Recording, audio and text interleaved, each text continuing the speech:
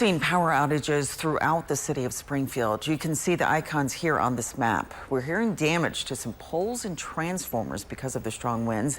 The biggest outage is right here in the area near Bradford Park, just off National Avenue, south of the Holston Cancer Center. Again, this is the area with the most outages, but you can see other outages all across the city. Also on outage.us, it shows power outages in Dade and Douglas counties, and you can see outages as well in Howell and Oregon counties. Those are in yellow. Those outages are from the tornado damage that happened on Friday night. There are more than 500 outages in Howell County and just over 300 in Oregon County.